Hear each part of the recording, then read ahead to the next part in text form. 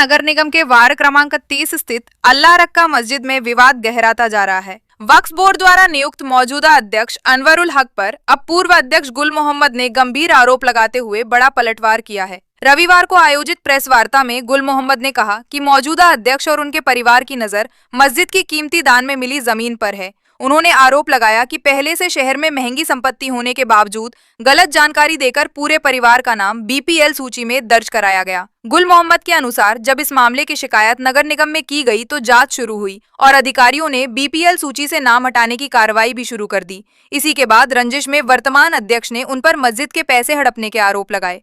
मस्जिद की आय व्यय का पूरा हिसाब उनके पास मौजूद है और वो इसे सार्वजनिक भी कर चुके हैं। उन्होंने सवाल उठाया कि अगर कोई गबन हुआ है तो वक्फ बोर्ड धारा 64 के तहत कार्रवाई क्यों नहीं कर रहा। अब सवाल ये, मस्जिद की जमीन और फंड पर किसकी नजर, आरोपों की सच्चाई क्या है, जांच के बाद ही होगा बड़ा खुलासा। सबसे पहले आप सभी मीडिया बंधु यहाँ आए, अपना कीमती समय निकाला, उसके लिए आपको सभी को आदाब, सलाम और धन्यवाद।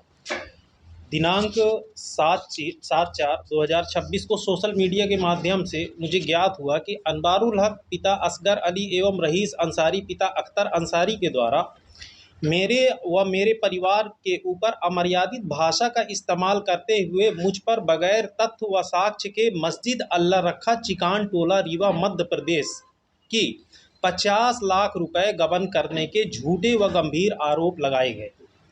साथ ही शासन प्रशासन की दृष्टि में मस्जिद का विवाद प्रदर्शित कर अति संवेदनशील मुद्दा बनाने का प्रयास किया जा रहा एवं समाज को भ्रमित कर मेरे व मेरे परिवार के विरुद्ध षड्यंत्र रच मेरी प्रतिष्ठा एवं जनहानि की कोशिश की जा रही है।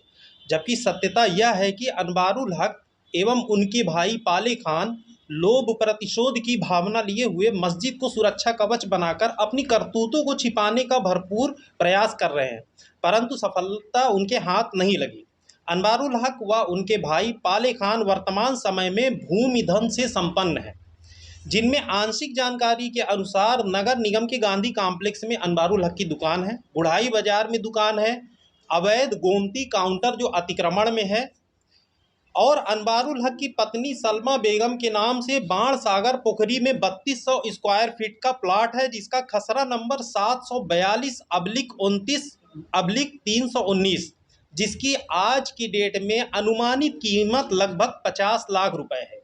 पाले खान जी की पत्नी अमरीन अंसारी जी के नाम से भी बाण सागर पोखरी में प्लाट है, जिसका खसरा नंबर 742/2/15/319, जिसकी अनुमानित कीमत लगभग 27 लाख रुपए है।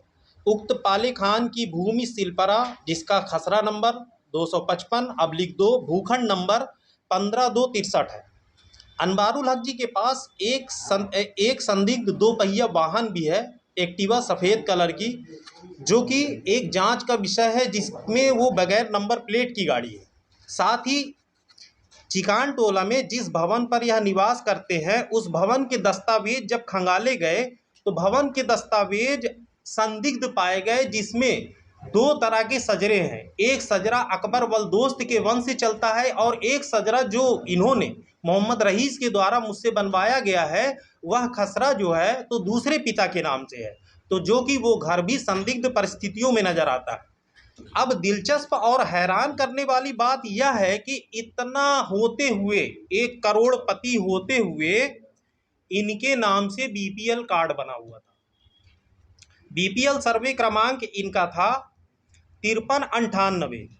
इसी के साथ इनके सहयोगी निजामुद्दीन अंसारी पिता उस्मान गनी का बीपीएल कार्ड बना हुआ था, जिसका सर्वे क्रमांक 5397। व आसमा बेगम पत्नी मोहम्मद समीम का बीपीएल सर्वे क्रमांक 5312 है, जो इनके ससुर मुबीर अंसारी के नाम से बना हुआ है। इन्हीं सभी बीपीएल कार्ड की शिकायत का संज्ञान लेते हुए नगर निगम के द्वारा भौतिक सत्यापन कराया गया, जिसमें शिकायत सही पाई गई व इनके कार्ड को निरस्त कर दिया गया। तभी से मेरे व मेरे परिवार के ऊपर प्रतिशोध की भावना इनमें बढ़ने लगी और इन्हें आशंका थी कि हमारे और भी विधि विरुद्ध कारनामे उजागर न हो जाएं। इस कारण से इनका प्रतिशोध और बढ़ने लगा। ध्यान आकर्षण बिंदु सबसे मेन ये है कि मस्जिद अल्लाह रक्कू में स्वर्गीय हज्जिन मुमताज के द्वारा दान स्वरूप एक भवन का पता चला जो वसीयत के आधार पे पता चला सन 2019-20 को। जब वो वसीयत का पता चला तो उसमें जांच पड़ताल की गई तो पाया गया वसीयत के आधार पर कि चूंकि ये मस्जिद को संपत्ति दान की गई। अब इसमें दिलचस्प मौजू सामने ये आया कि मोहम्मद रफ़ीक पिता अब्दुल अजीज़ के द्वारा इसमें एक पक्षी कार्यवाही कराई जा रही थी, जिसकी भनक जब मुझे पड़ी कि चूंकि ये प्रॉपर्टी मस्जिद की भी है तो मैं न्यायालय में मस्जिद की तरफ से पार्टी क्रमांक 9 बनकर उपस्थित हुआ। वहाँ पता चला कि यह एक पक्षी कार्रवाई हो रही है जिसमें न्यायालय ने मुझे पार्टी क्रमांक 8 घोषित किया। ज्ञात हो कि मस्जिद अध्यक्ष अनवारुल हक मोहम्मद रफ़ीक के सगे बहनोई हैं, जिसे लाभ दिलाने के उद्देश्य से अनवारुल हक ने छल पूर्वक मध्य प्रदेश वक्फ बोर्ड को गुमराह करते हुए कूट रचित तरीके से कमेटी का गठन कराकर अध्यक्ष बन गए। तब मोहम्मद रफ़ीक के द्वारा स्थगन लिया गया, उस प्रॉपर्टी का स्थगन हुआ मोहम्मद रफ़ीक के, और स्थगन होने के बावजूद मोहम्मद रफ़ीक ने अपने बहनोई के साथ मिलकर न्यायालय के स्थगन की अवहेलना कर जर्जर भवन को ढहा दिया, जिसकी रिपोर्ट अब यहाँ से ये चालू होता है कि चूंकि जब न्यायालय का स्थगन है उस भूमि पर तो एक न्यायालयीन प्रक्रिया का पालन करते हुए मैंने इसकी रिपोर्ट सिटी कोतवाली में 8/3/2026 को मैंने शिकायत दर्ज कराई। चूंकि कोर्ट के द्वारा मुझे जो है तो पार्टी और मस्जिद का इंतजाम कर माना गया है।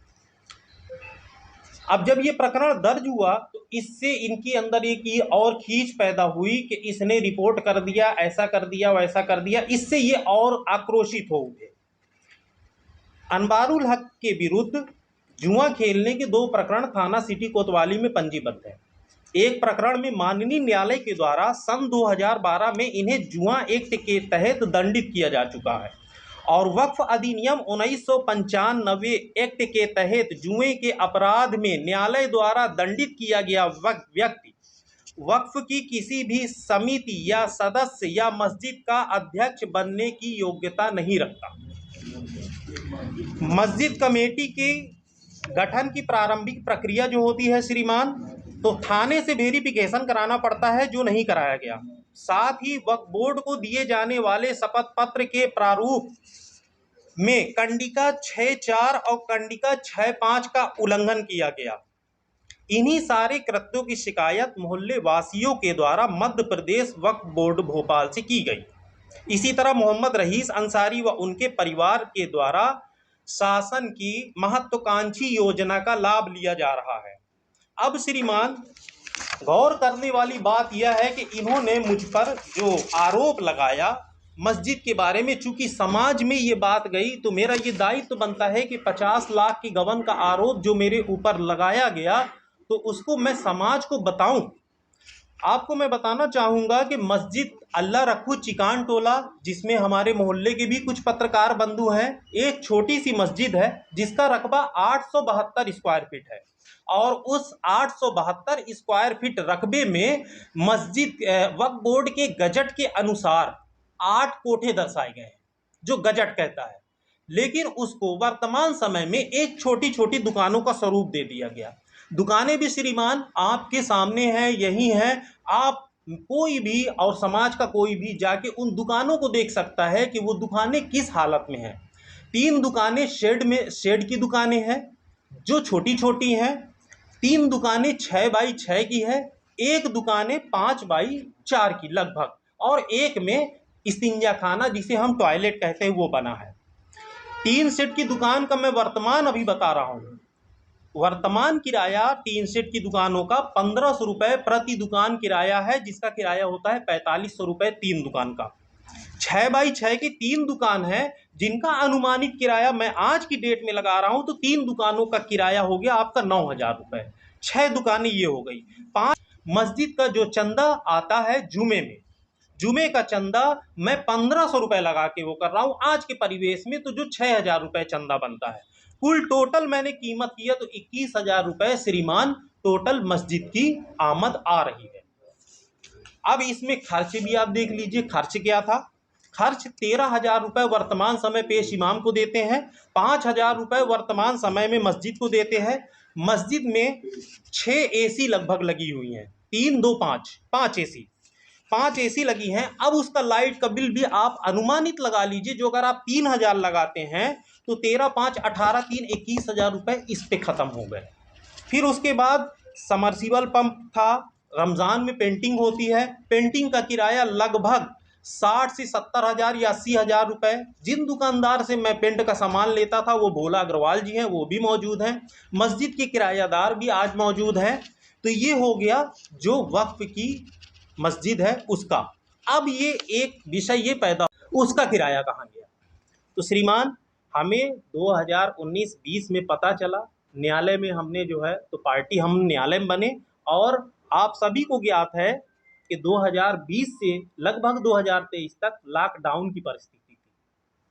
उसके बावजूद भी वहाँ से लगभग मुझे 50 से 60,000 रुपये जर्जर भवन था। चूँकि आज भी जर्जर भवन है, उसको नगर निगम ने गिराने का आदेश दिया था, तो कभी कोई किरायादार रहे, कभी कोई किरायादार न रहे। 50 से 60,000 रुपये अभी तक लगभग मुझे उससे प्राप्त हुए। इन सारी चीज़ों का हिसाब किताब चूँकि मैंने समाज को दे दिया, चूँकि वक्फ से मुझे नहीं बनाया गया था। जो अगर वक्फ से मुझे बनाया गया होता तो धारा 64 की कार्रवाई मेरे ऊपर होती। पत्राचार के माध्यम से मैंने जो वो पत्र दिखाया गया मीडिया के माध्यम से, 2 लाख लगभग 40,000 रुपये, 2,40,000 रुपये का जो अगर मेरे अंदर चोर होता तो मैं कलेक्टर साहब से मार्गदर्शन नहीं मांगता। मार्गदर्शन मैंने मांगा, कलेक्टर जी का पत्र प्राप्त हुआ, और फिर मौखिक उनसे मेरी चर्चा हुई। मौखिक चर्चा के दौरान उन्होंने यही कहा कि चूंकि आप तो वक्फ से बने नहीं हैं, जो अगर मैं वक्फ से बनता तो तब वक्फ हमसे हिसाब ले सकता था या वक्फ की कमेटी ले सकती थी। श्रीमान, 45 मस्जिदें रीवा में लगभग हैं और लगभग 6 से 7 मस्जिदें वक्फ से कमेटी बना के आई हैं। तो ये जिम्मेदारी तो वक्फ बोर्ड की है कि आपकी प्रॉपर्टी कहाँ है, आप उसकी देख रेख करो। हमने तो जो है तो एक धार्मिक होने के नाते अपना ये कर्तव्य निभाया कि मस्जिद इबादत की जगह है, हम उसमें काम करें, और उसका सारा हिसाब किताब हर साल पब्लिक के सामने मैं पेश कर देता था। इन लोगों की खींच बस यही है कि इनके, अभी तो मैंने इतने प्रकरण बताए, ये गरीबी रेखा कार्ड धारक जो 50 लाख रुपए का मुझ पर इल्जाम लगा रहे हैं, ये शासन का लगभग 20 रुपए किलो अनाज जो गरीबों को मिलने वाला है, ये उस पे नियत खराब करे हैं और मुझ पर 50 लाख रुपए का ये जो है तो गबन और चोरी का आरोप लगा रहे हैं। जबकि ये गरीबी रेखा कार्ड धारक 138 के इनके कई मुकदमे हैं चेक के, ये चेक बांटे हुए हैं श्रीमान। 2018 से इनकी तरफ से कई चेक बांटे गए हैं, जिसके साक्ष्य स्वरूप जो है तो मेरे पास सारे प्रमाण हैं। पाले खान ने चेक दिया, ये तो जांच कराने वाला विषय है। एक प्रकरण में तो ये भी हुआ कि चेक कोरा दिया गया। तो आखिर इनका क्या व्यापार है? आखिर ये गरीबी रेखा कार्ड धारक 2018 से है, तो ये 1 लाख रुपए का चेक कैसे बांट रहे? इनके पास ये प्रॉपर्टी कहाँ से इतनी आ गई? गरीबी रेखा कार्ड धारक का क्राइटेरिया लगभग 537 रुपये या 540 रुपये पर मंथ कमाने वाला वो गरीबी रेखा की श्रेणी में आता है। तो अब ये बताएं, अब ये यहाँ भी काम और कम नहीं किए हैं। ये है इनकी समग्र आईडी, आज की डेट की समग्र आईडी है। इस समग्र आईडी में भी फर्जीवाड़ा क्या है मैं श्रीमान, वो आप सबके और समाज के समक्ष मैं रख रहा हूँ कि हकीकुन निशा ये फौत हो चुकी है, एक्सपायर हो गई, काफ़ी दिन हो गया, आज भी समग्र आईडी में इनका नाम चढ़ा हुआ है। ऐसे अफसाना अंसारी हैं, आज भी वो समग्र आईडी में चढ़ी हुई हैं, इनकी शादी अफसाना अंसारी की हो चुकी है। रफ़ीकुन अंसारी जो इनकी बहन है वो भी फौत हो चुकी है। तो ये आपके समक्ष है। और जो न्यायालय ने इनको दंडित किया, संदेहास्पद बिंदु यह है कि न्यायालय ने जो अगर इनको दंडित किया है तो एक दंडित किया हुआ वक्फ अधिनियम एक्ट के तहत वो अध्यक्ष कैसे बन सकता है? इन सारी चीज़ों की श्रीमान जांच हुई और ये जांच से क्षुब्ध होकर, और ये प्रॉपर्टी भी जैसा मैंने बताया जो चिकान टोला में इनका निवास है, वो निवास भी संदिग्ध परिस्थितियों में है। मेरे पास सारे प्रमाण हैं। सजरा इनका 2 तरह का सजरा है। अभी वो सजरा रहीस अंसारी के द्वारा जो बनवाया गया, जो इनके भाई हैं, उस सजरे की भी मैं जांच करवा रहा हूँ। इनके दुकान मकान की जांचें चल रही हैं, और यही सब डर भय के कारण इन्होंने मस्जिद का सहारा लिया। मस्जिद में कोई विवाद नहीं श्रीमान, वो अल्लाह का घर है, लोग इबादत करने जाते हैं। सिर्फ विवाद ये है कि मस्जिद में जब से मेरे यानी कार्यकाल में रूढ़ी प्रथा के अनुसार, वक्फ से नहीं, रूढ़ी प्रथा के अनुसार कार्यकाल में करोड़ों की जमीन जब से मस्जिद में आई, तब से ये जाग गए। कोरोना काल में ये नहीं थे भाई, आप मस्जिद से तो दूर नहीं थे, मस्जिद के बगल में आपका घर था। और इनका जो वो प्रॉपर्टी में इनका सगा साला है, वो साला जो है तो वो केस दायर किया है, उसको लाभ दिलाने के उद्देश्य से ये सब प्रोपोगंडा मेरे खिलाफ रचा जा रहा। तो बस इन्हीं बातों को मैं आपके और सभी समाज के समक्ष में रखना चाहता था, और सभी से मैं अनुरोध करता हूँ, निवेदन करता हूँ कि जो मैंने बताया मस्जिद चिकान टोला रीवा में मोहल्ले में ही है, आप लोग बिल्कुल पता करिए। जो जितनी बात मैंने बताई कि किराया इतना ही है, और उसके बाद आप हमारे ऊपर जो भी आरोप लगाना चाहें, लेकिन आरोप लगाइए तो तथ्य के साथ लगाइए। श्रीमान, मैं आज 14 साल से समाज सेवा के क्षेत्र में जुड़ा हूँ। कभी कभी बातें ऐसी आ जाती हैं कि जब बगैर ठोस तथ्य के और मुझ पर ऐसे आरोप लगाए जाते हैं, फ्रॉड ये वो, तो एक तकलीफ़ भी होती है श्रीमान। और इसी में कई लोग ऐसा होते हैं कि किसी का ब्रेन हैमरेज हो गया, कोई डिप्रेशन में चला गया। मेरा अनुरोध यही है कि तथ्य के साथ जो अगर बातें आएँ तो बिल्कुल उसको प्रसारित किया जाए। जो अगर मैं दोषी हूँ तो मेरे खिलाफ़ कार्रवाई हो। और इन्होंने झूठ भी बोला कि न्यायालय से इन्होंने नोटिस दिया, न्यायालय से नहीं, लीगल नोटिस मेरे पास आई। इनमें कई सारी बातें इन्होंने जो है तो ये हिसाब किताब मांगने गए तो गाली दे के भगा देते हैं। श्रीमान, ऐसी कोई भी कहीं भी बात हुई ही नहीं, षड्यंत्र रचते हैं, तो ऐसी कोई बात नहीं है।